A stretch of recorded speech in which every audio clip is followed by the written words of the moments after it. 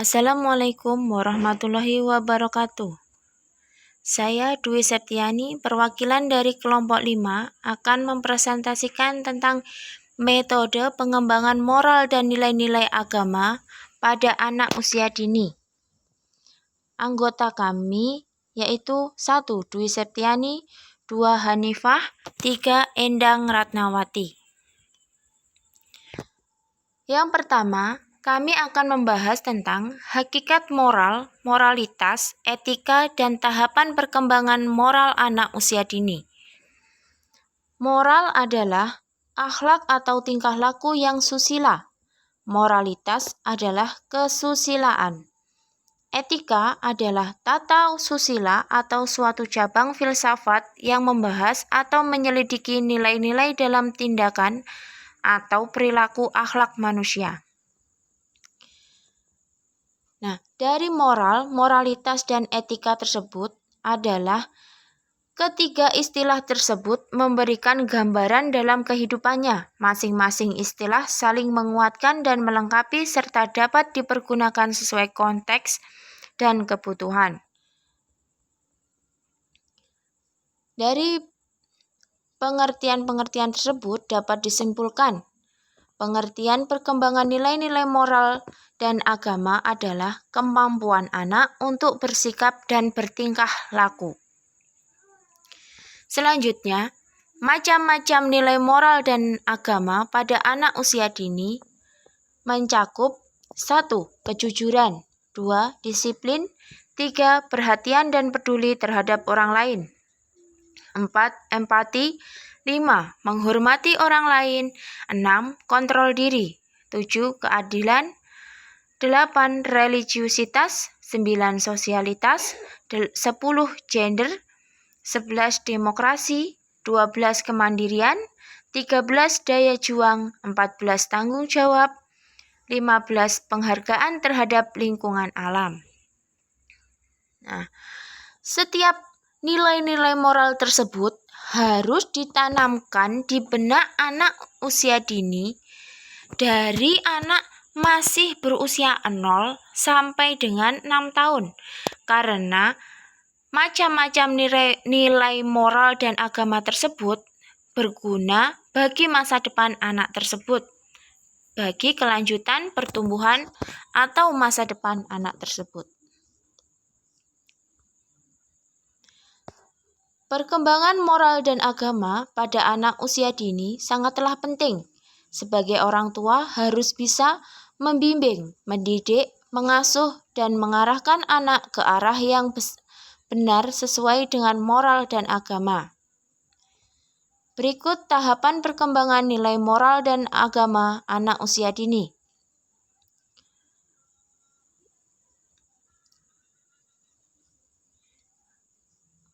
Kita belajar tentang dari anak usia 3 bulan atau 0 sampai 3 bulan sampai dengan 6 tahun. Berikut, dari anak usia 0 sampai 3 bulan, biasanya anak mampu mendengar berbagai doa, lagu religi, dan ucapan baik sesuai dengan agamanya. 3 sampai 6 bulan, melihat anak mendengar sebagai ciptaan Tuhan atau makhluk hidup. 6 sampai 9 bulan, 1. Mengamati berbagai ciptaan Tuhan. 2. Mendengarkan berbagai doa, lagu religi, ucapan yang baik, serta sebutan nama Tuhan. Usia 9 sampai 12 bulan, anak mampu mengamati kegiatan ibadah di sekitarnya. Usia 12 sampai 18 bulan, anak biasanya tertarik pada kegiatan ibadah atau meniru gerakan ibadah, meniru bacaan doa, dan sebagainya. Usia 18 sampai 24 bulan, biasanya anak menirukan gerakan ibadah dan doa, mulai menunjukkan sikap-sikap baik seperti yang diajarkan agama terhadap orang yang sedang beribadah atau toleransi. 3. Mengucapkan salam dan kata-kata baik seperti maaf, terima kasih pada situasi yang sesuai. Usia 2-3 tahun, anak mulai meniru gerakan berdoa atau sembahyang sesuai dengan agamanya. 2. Mulai memahami kapan mengucapkan salam, terima kasih, maaf, dan sebagainya. Usia 3-4 tahun, anak mengetahui perilaku yang berlawanan meskipun belum selalu dilakukan, seperti pemahaman perilaku baik atau buruk, benar atau salah, sopan atau tidak sopan. Mengetahui arti kasih dan sayang kepada ciptaan Tuhan. 3. Mulai meniru doa pendek sesuai dengan agamanya. Usia 4-5 tahun, biasanya anak sudah mampu mengetahui agama yang dianutnya, meniru gerakan beribadah dengan aturan yang benar, mengucapkan doa sebelum atau sesudah melakukan sesuatu, mengenal perilaku baik atau sopan dan buruk. 5. Menjelaskan diri berperilaku baik, membiasakan diri berperilaku baik.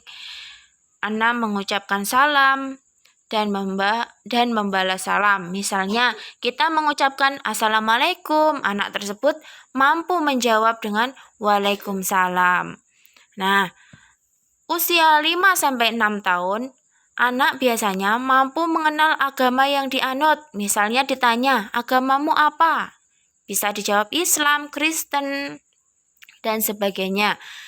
2. Mengerjakan ibadah. Biasanya anak berusia 5-6 tahun sudah menirukan ayah orang tuanya biasanya untuk beribadah, misalnya sholat, ngaji. Nah, seperti itu.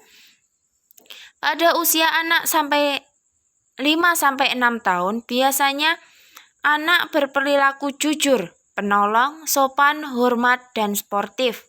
4. Menjaga kebersihan diri dan lingkungan. Biasanya sudah bisa mandi sendiri, terus membantu orang tua menyapu, terus banyak yang lainnya contohnya. Dilanjutkan, mengetahui hari besar agama, misalnya hari raya, atau hari Idul Adha, itu hari raya Idul Fitri, hari raya Idul Adha, ada Isra Mi'raj, kalau agama Kristen tahu hari Natal, dan sebagainya. 6. Menghormati atau toleransi agama orang lain. Misalnya ada teman yang sedang melakukan ibadah, mereka bisa menghormati atau tidak mengganggu teman yang sedang beribadah tersebut. Selanjutnya, faktor pendukung pengembangan nilai-nilai moral dan agama pada anak usia dini. 1. Kepatuhan anak terhadap orang tua cukup tinggi. Misalnya, sebagai anak, harus orang tua wajib menanamkan kepada anak atau kepada buah hati mereka untuk berbakti taat terhadap kedua orang tua. Nah, seperti itu. 2. Perhatian dari orang tua. Dalam masa anak-anak usia dini atau bisa disebut juga golden age, usia emas. Nah, usia emas tersebut anak harus bisa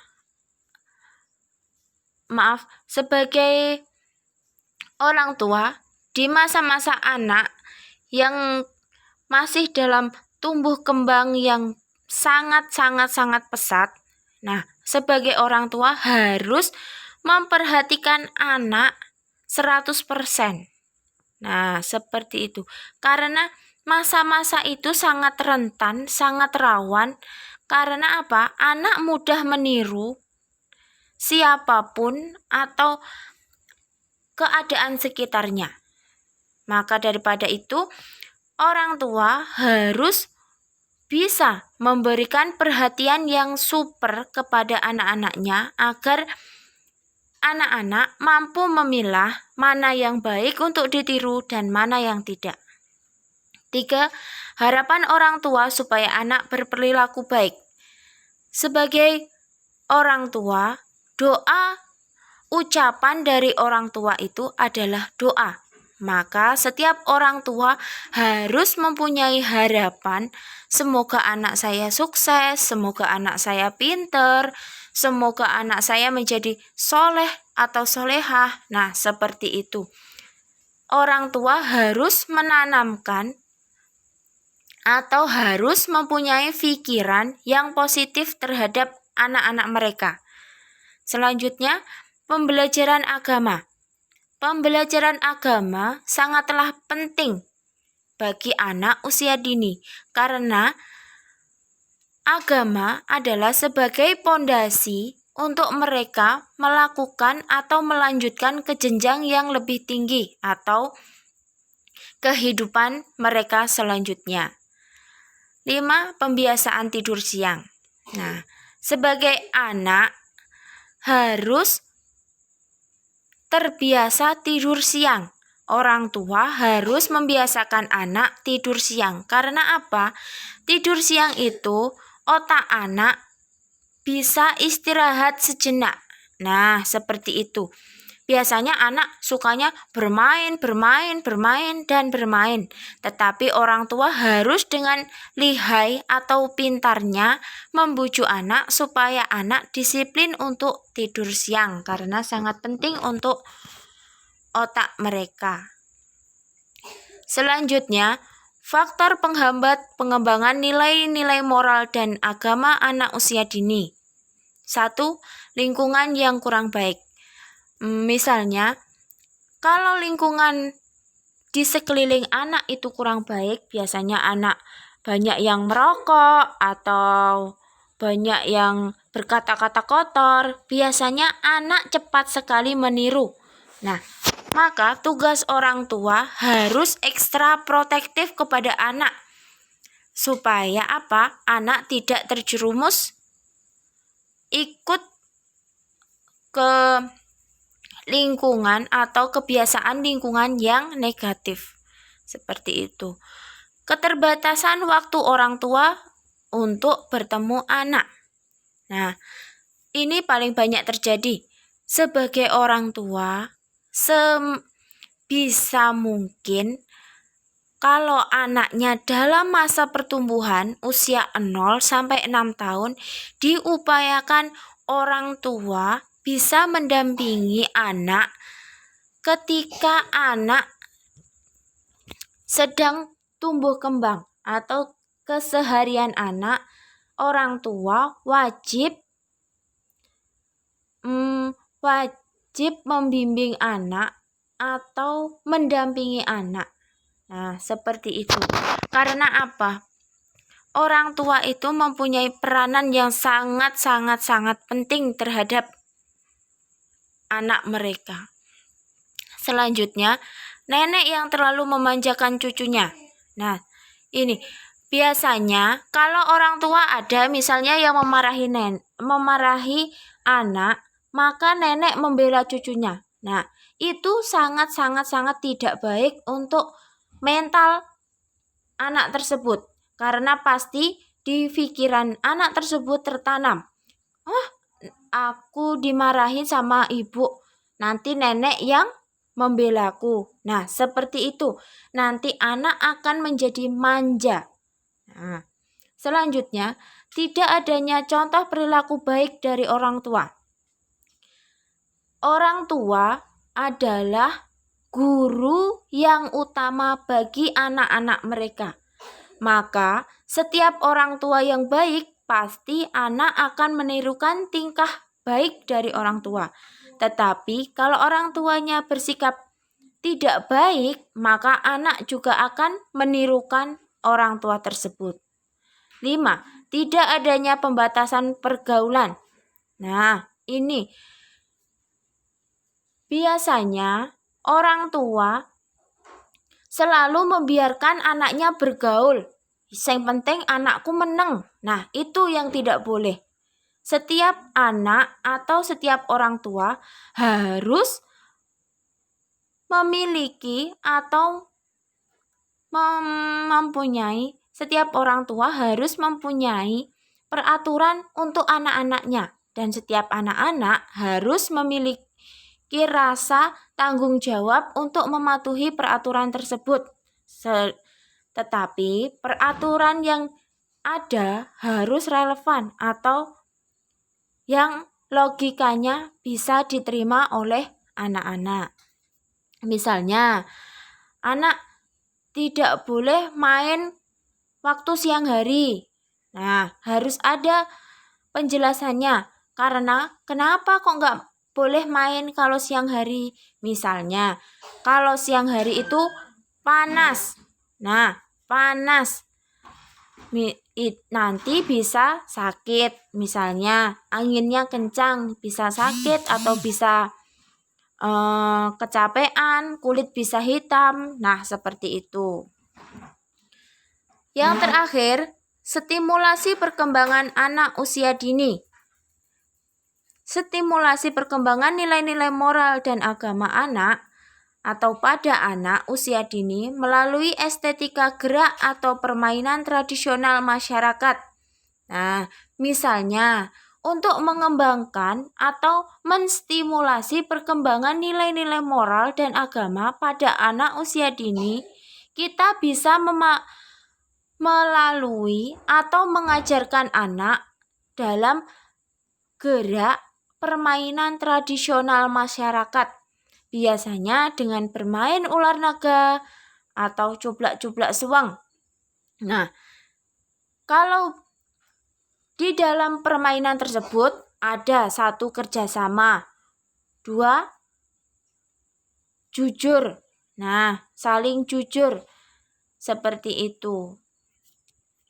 Sekian presentasi dari kami, semoga bermanfaat. Terima kasih. Wassalamualaikum warahmatullahi wabarakatuh.